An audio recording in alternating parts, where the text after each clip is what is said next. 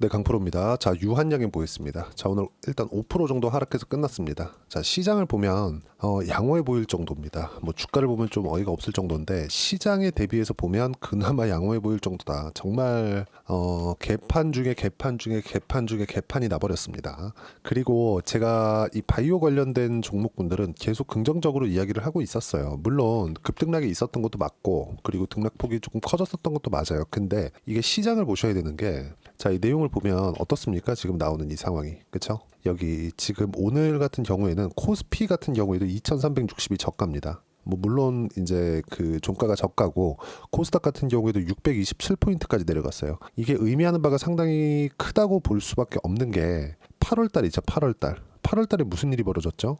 미국에서 경기 침체가 올 수 있다는 부분이 부각되면서 폭락을 한 겁니다. 근데 실제 뚜껑을 열어보니까 미국의 경기 침체가 있었나요? 없었어요. 미국 증시는 지금도 너무 탄탄하게 강세를 보이고 있어요. 그리고 미 증시가 너무 많이 올랐으니까 등락은 커질 수 있습니다. 근데 추가적으로 올라갈 수 있다고밖에 볼 수가 없는 게 이겁니다. 그러니까 나스닥 같은 경우에는 제가 이걸 보면서 이야기를 드릴게요.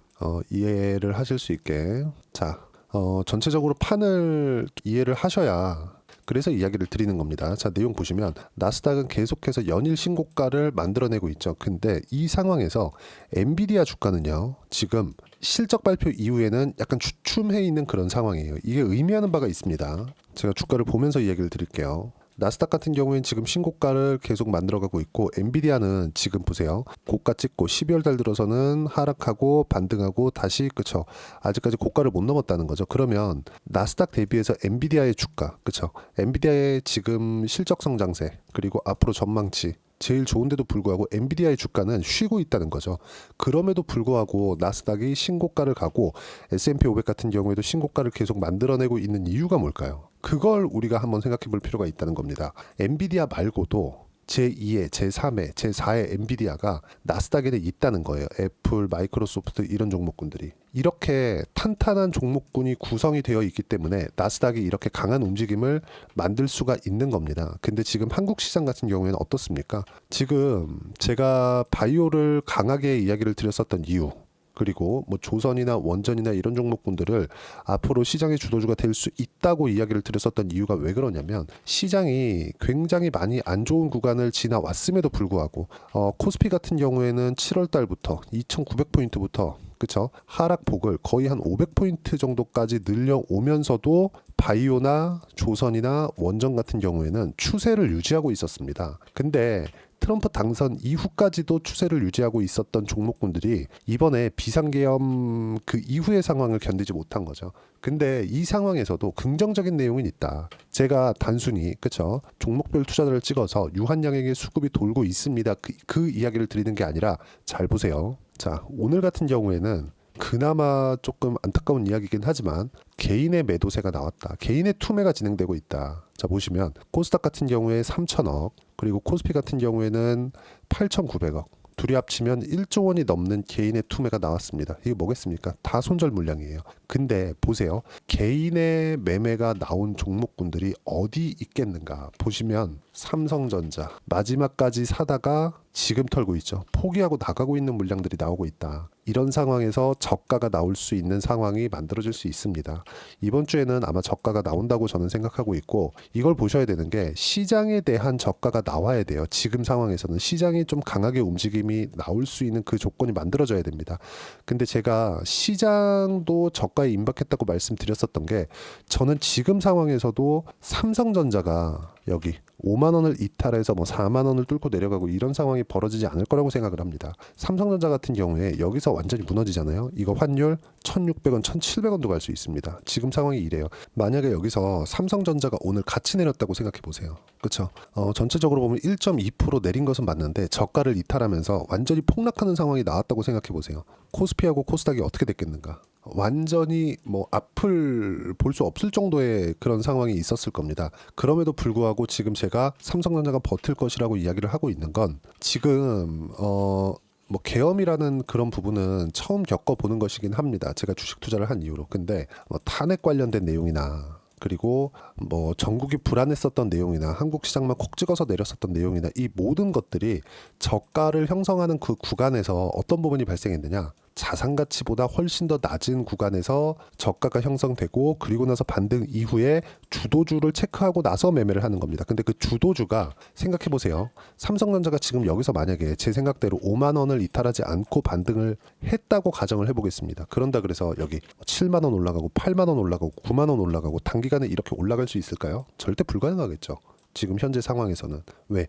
삼성전자의 주가가 이만큼 하락하기 위해서는 완벽하게 실적 성장이 꺾인 거예요. 그렇죠? 꺾였기 때문에 이런 정도의 하락이 나온 겁니다. 자, 그럼 반대로 우리가 이게 제가 유한양행을 이야기를 드리면서 삼성전자나 시장 관련된 이야기를 이렇게 길게 이야기를 드리는 이유가 있습니다. 시장의 반악이 잡혀야 되기 때문에 그래요. 그랬을 때 유한양행을 포함해서 바이오 그리고 마지막까지 추세를 지켰던 종목의 반등이 정말 강하게 나올 겁니다. 하이닉스도 밑에다가 딱 깔고 이야기를 딱 드리면 어떤 상황입니까? 물론 주가 안 좋죠. 안 좋은데 그래도 삼성전자보다는 월등히 낫죠. 왜 그럴까요? 성장세를 유지하고 있기 때문에 삼성전자보다는 지금 아까 전에 제가 엔비디아 이야기도 드렸는데 엔비디아 같은 경우에 어떤 상황이죠? 엔비디아는 지금 정말 이 분기에 막 50%, 60%, 70%씩 이런 성장세를 계속해서 2년째 이어가고 있습니다. 이렇게 이어갈 수 있는 건 AI 시대가 왔기 때문인데 엔비디아의 성장에 필요한 HBM을 전체가 하이닉스에서 공급합니다. 주요 기업들로 가는 것. 그렇죠? 예를 들어서 뭐 마이크로소프트나 구글이나 테슬라나 여기 들어가는 모든 GPU에는 삼성전자에서 퀄리티 테스트를 통과한다 그래서 삼성전자의 HBM이 들어가는 게 아닙니다. 가장 상위 모델에는 하이닉스의 HBM이 모두 들어갑니다. 이런 부분들이 작용하고 있기 때문에 시장이 하락하는데 완벽하게 시장이 박살이 나는데도 불구하고 그나마 가격대를 지키고 있는 겁니다. 그리고 만약에 여기서 하이닉스까지 또는 삼성전자도 5만 원을 이탈하는 상황이 나오면 정말 환율이 더 추가적으로 올라갈 수 있고 그리고 여기까지는 생각하기 어려운 게 주가가 상승할 때는 성장에 대한 부분들을 앞세워서 주가가 올라가지만 하락할 때는 어떻게 됩니까? 하락할 때는 고가에서 떨어질 때는 성장성이 꺾였다는 것 때문에 이렇게 폭락이 나올 수 있지만 충분히 하락한 이후에는 자산 가치에 비례해서 판단을 할 수밖에 없다. 근데 비상계엄이라는 정말 초유의 사태가 터졌고 이런 부분이 지금은 정점을 달렸다고 생각합니다. 주말에 뭐 탄핵 표결이 있었고 시장에서 원하는 방향이 나오진 않았죠. 제가 원하는 방향이 아니라 저는 뭐 정치가 그냥 조용한 세상이 좋습니다. 근데 뭐 누가 되든 간에 조용한 세상이 좋아서 뭐가 될지는 모르겠으나 지금 시장이 원하는 방향으로 나오지 않았다. 그래서 오늘 이 폭락하는 상황은 그것 때문에 발생한 결과고요. 가장 안 좋은 그 정점을 달리고 있다고 저는 판단을 하고 있고 그런 부분을 아까 전에 보셨던 내용처럼 여기 개인의 투매로 우리가 볼 수 있다. 그리고 한 가지 정말 중요하게 보셔야 되는 건 시장이 이런 상황에서도 버티고 있는 종목군들 있어요. 그렇죠? 그나마 추세를 유지하고 있는 종목군들. 자, 유한양행 같은 경우에 FDA 통과 소식이 여기서 나왔었죠. 그렇죠? 그리고 나서 아직까지 FDA 통과 이후에 실적에 대한 반영이 되어 있지 않아요. 아까 전에 제가 뭐라 그랬죠? 성장성이라 그랬죠. 자, 그럼 이게 의미하는 바가 있습니다. 자, 잘 보세요. FDA 통과하기 전, 소식이 나오기 전 주가는 10만 원 전후의 주가를 유지하고 있었어요. 근데 이게 저가로 볼 수 있느냐? 그건 아니죠. 보세요. 5만 원 정도부터 24년도의 상황입니다. 5만 원 정도부터 올라와서 10만 원까지 올라온 게 올해의 상황이고요. 그리고 나서 FDA 통과 소식이 나오고 나서 16만 원, 17만 원 정도까지 상승을 했죠. 그러면 보세요. 주가가 올라가는데 뭐가 필요하다 그랬죠? 성장성이 필요하다 그랬죠. 그러면 지금 성장성이 더 좋아질 수 있다는 왜 FDA 통과 소식으로 인해서 이런 부분들이 발생을 한 건데 지금 떨어지고 있는 부분은 뭐죠? 시장이 너무 안 좋으니까. 그리고 지금 이만큼 하락하고 있는 건 뭐죠? 여기까지는 사실 안 나왔어야 정상입니다. 예를 들어서 그래요. 유한양행 강세를 보일 때 유한양행만 강세를 보인 게 아니라 알테오젠, 리가켄바이오, 그렇죠? 이런 종목군들 보세요. 지금 이런 상황입니다. 마지막까지 강세를 보였었던 종목군들이 있다고요. 이걸 보고 너무 많이 올랐으니까 올라간 거 아니야? 이렇게 보시는 분들이 있을 것 같은데 그게 아니라 올해 한국 시장은 정말 바이오 종목군들에서는 역대급의 상황이 벌어졌어요. 유한양행은 FDA 통과, 그것도 특히 항암제 분야에서 그리고 알테오젠 같은 경우에는 로열티로 1조 원 이상의 수익을 얻을 수 있다는 계약을 체결한 것. 근데 아직까지 적자죠. 근데 올라가잖아요. 왜? 성장성이 부각되니까. 리가켄바이오 1년 동안 대략 한 4조 원 가까운 기술 수출에 성공을 했습니다. 그만큼 앞으로 실적이 좋아질 수 있는 환경을 갖춰놓은 것들이 많아요. 그리고 올라가 있는 종목군들, 바이오 종목군들 중에서 충분히 상승세를 많이 만들어낸 종목군들을 보면 어떤 식의 움직임이 나왔냐면 성과가 나오고 있는 쪽만 간 겁니다. 실적이 좋은 쪽이 아니라. 그러면 이게 어디까지 올라가느냐? 실적이 좋아질 때까지 올라갑니다. 물론 구간별로 조정은 있을 수 있겠지만요.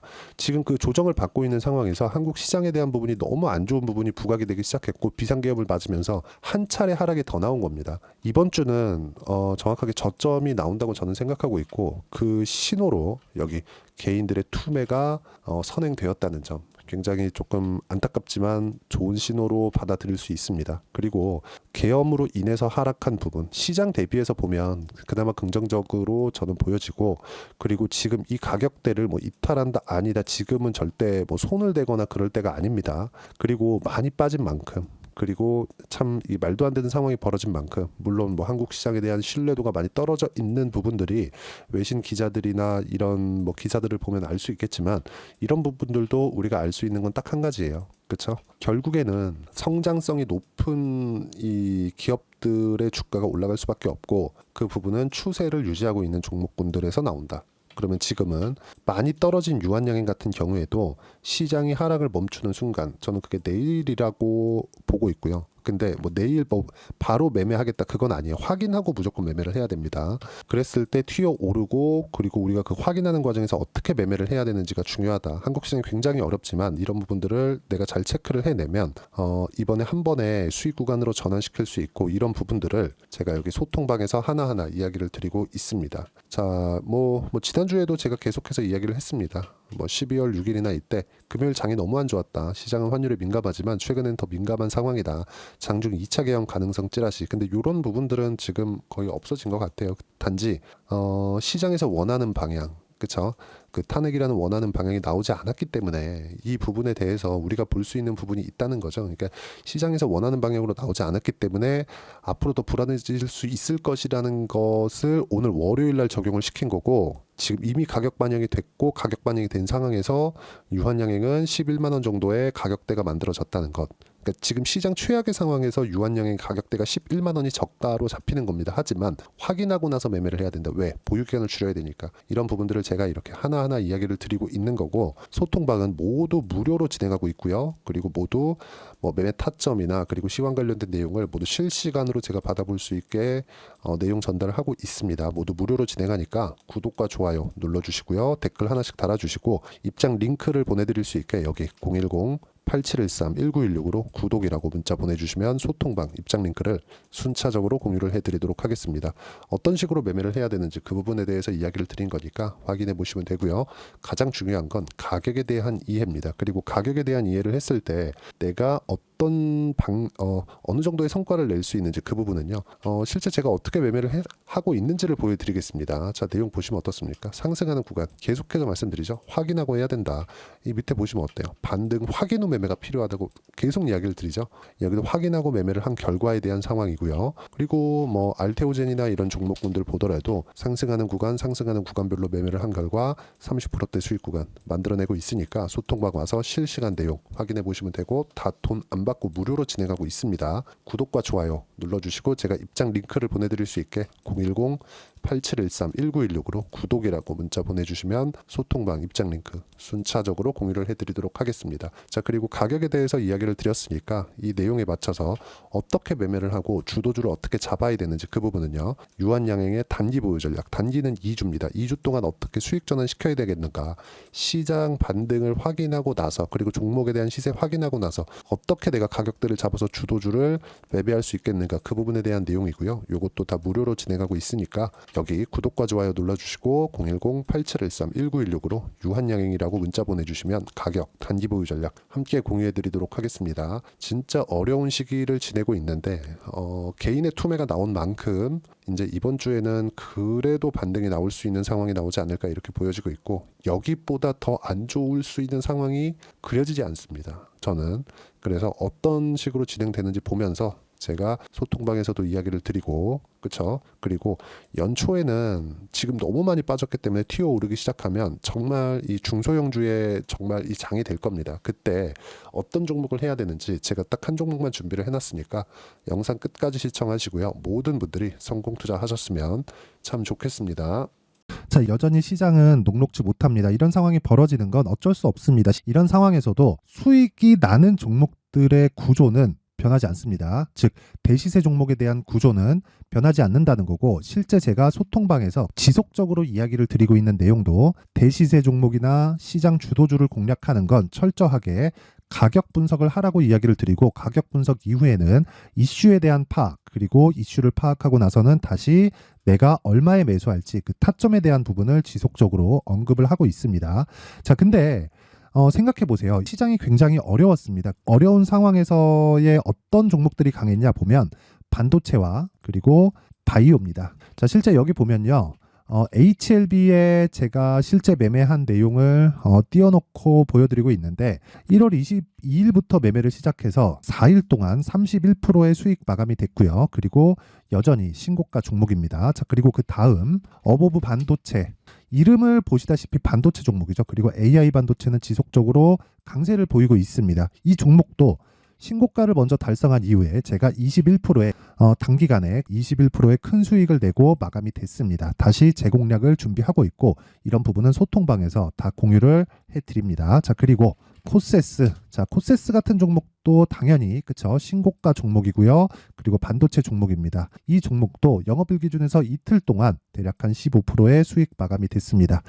내용을 한번 보시면 어떻습니까? HLB를 포함해서 뭐 30%, 20%, 뭐 15% 이런 식의 수익이 지속적으로 발생하고 있는데, 이 세 종목 모두 다 신고가 종목이고 1월 달에 시장이 약세를 보이고 있는 구간에서도 강했었던 그런 종목입니다. 특징점이 하나 있는데, 그 이슈에 앞서서 가격이 먼저 반영했다는 거죠. 그렇게 제가 가격을 먼저 보고 이슈에 대해서 파악하는 이유는 결과적으로는 큰 시세를 먹기 위한 사전 준비 작업입니다. 실제로 큰 시세를 먹기 위해서 사전 준비 작업을 했을 때 여기 레인보우 로보틱스 127%, 그리고 ISC 98%, 그리고 한미반도체 97%의 큰 수익을 내는 상황을 만들 수 있습니다. 어떤 식으로 소통방에서 진행됐는지, 그쵸? 그 상황을 제가 이야기를 드린 건데, 이런 상황도요, 당연히 신고가를 공략했을 때 가능한 겁니다. 자, 그러면 이번에도 마찬가지입니다. 그쵸? 정부 주도의 코리아 디스카운트 해소 방안이 2월 달에 발표를 하고요. 그리고 2월 달에 발표된 내용을 토대로 주가가 움직이는 게 아니라 이미 움직인 내용이 있죠. 실제 이 내용은 크게 중요한 게 아니라는 겁니다. 실제 움직인 내용을 보면, 자, 기아차입니다. 실제로 12월 달에 신고가를 만들어 놓고 정부에서 입김을 불어 넣으니까 순식간에 기아차를 포함해서 현대차 같은 거대 기업들의 주가가 2주도 채 되지 않아서 40% 정도의 큰 시세를 냅니다. 자, 그러면 우리는 어떤 종목을 봐야 될까요? 이슈를 파악해야 되는 것도 맞지만 철저하게 가격에 맞춰서 매매를 해야 되는 게 당연히 중요합니다. 정부가 주도하는 정책 방향이 있겠죠. 그 방향에 맞춰서 우리가 종목을 찾을 필요가 있다. 자, 그러면 답이 나왔습니다. 정부가 주도하는 방향에 맞춰서 제2의 기아차를 찾는 게 지금은 중요하다. 근데 정부 정책의 방향에 맞게 가자. 그랬을 때 앞서서 제가 보여드렸었던 내용인 여기 레인보우 로보틱스 127%, 그리고 ISC 98%, 그리고 한미반도체 97%와 같은 수익을 낼 수 있습니다. 물론 시간에 대한 부분은 최소 2주의 시간이 필요하고요. 그리고 최장 3개월 안에 끝내야 됩니다. 자, 기아차의 시세를 보셨던 것과 같이 2월 달에 정부 정책의 방향이 결정되고요. 바로 3월 달이면 시행입니다. 자, 그러면 우리는 거기에 맞춰서 당연히 종목을 찾아야 되고, 제가 제2의 기아차를 찾아놨습니다. 제가 아까 전에 소통방에서 이야기를 드렸었던 내용 다 공개를 해드렸는데, 그 내용처럼 종목만 받고 싶다 하시는 분들은요, 상단에 있는 제 전화번호로 대시세, 자, 대시세라고 문자를 보내주시면 정부 정책의 방향에 맞는 종목을 모든 분들에게 무료로 공개를 해드리도록 하겠습니다. 자, 제가 원하는 건 채널 성장이 목적입니다. 자, 그래서 구독과 좋아요 꼭 좀 부탁드리고요. 모든 분들이 정부 정책에 맞는 방향으로 매매를 이어가서 큰 수익 보셨으면 좋겠습니다.